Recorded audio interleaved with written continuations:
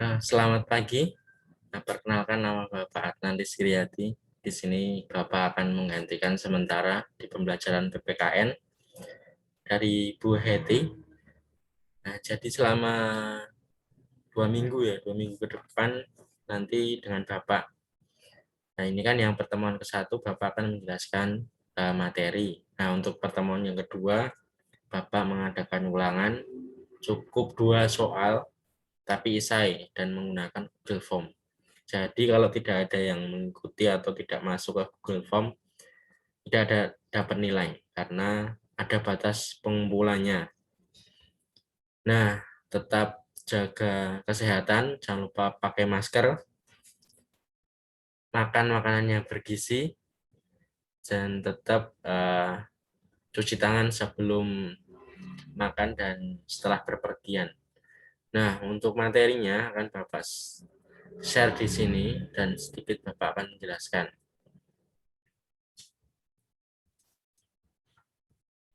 Ini. Nah, materinya ini.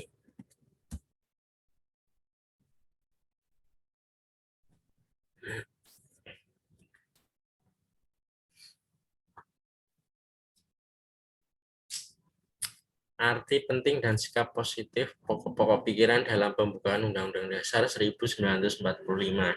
Itu kalian bisa baca di buku LKS kalian, buku pedoman siswa, itu di halaman 22.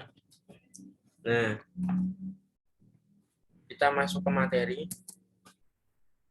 arti penting. Nah, ini kan PPT sudah Bapak share materinya, dan ini akan saya ulang sedikit saja, dan kalian nanti bisa belajar sendiri di rumah, dan dipersiapkan karena besok minggu kedua akan ada ulangan. Nah, arti pentingnya Undang-Undang Dasar 1945 itu adalah Konstitusi Negara Kesatuan Republik Indonesia (NKRI). Nah, di pembukaan itu merupakan dasar hukum yang menjadi sumber dari seluruh peraturan yang ada di Indonesia. Nah, di ayat pertama pembukaan Undang-Undang Dasar 1945 itu berbunyi bahwa sesungguhnya kemerdekaan itu ialah hak segala bangsa. Dan oleh sebab itu, maka penjajahan di dunia, di atas dunia harus dihapuskan karena tidak sesuai dengan peri kemanusiaan dan peri keadilan.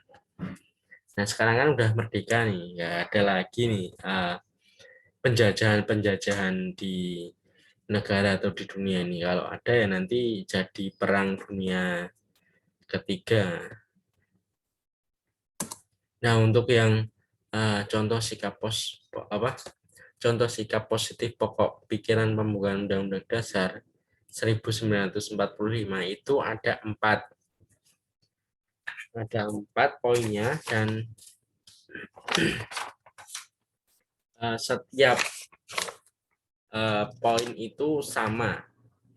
Jadi kalian tinggal mendeskripsikannya. Kalau di persatuan itu apa, di keadilan sosial itu apa, di kedaulatan rakyat itu apa, dan yang terakhir di ketuhanan itu apa. Bapak akan memberikan satu contoh di setiap masing-masing poin. Untuk yang persatuan itu di lingkungan keluarga, kalian itu akur tidak kepada adik kalian ketika kalian punya adik. Nah, sikap kalian bagaimana, atau kalian punya kakak itu bagaimana. Untuk keadilan sosial di lingkungan sekolah itu kalian tidak usah membeda-bedakan teman.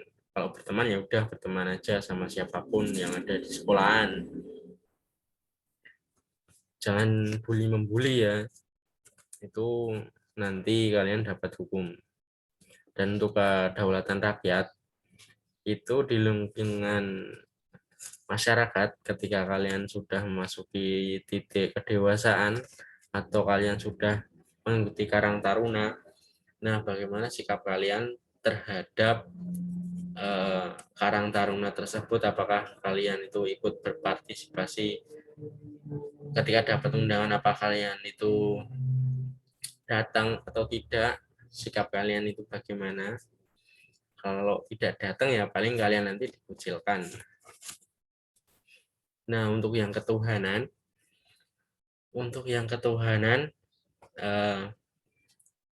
ketika seorang muslim apakah sudah melaksanakan sholat 5 waktu, dan untuk yang beragama selain muslim apakah sudah taat terhadap Tuhannya. Nah, contohnya seperti itu. Dan untuk yang contoh-contoh lain yang belum Bapak sebutkan di setiap poinnya, kalian bisa membacanya di halaman 23 di bab 2 itu, di buku panduan kalian masing-masing. Dan kalau memang kalian ingin lebih jelasnya lagi, kalian bisa cari searching belajar sendiri di rumah. Di Google banyak, tapi kalau memang belum jelas, kalian bisa tanyakan ke saya, ke nomor Bapak, atau kalian japri di grup. Nah, seperti itu. Pembelajarannya cukup sekian dari penjelasan sedikit dari Bapak. Terima kasih untuk waktunya. Saya cukupkan sekian.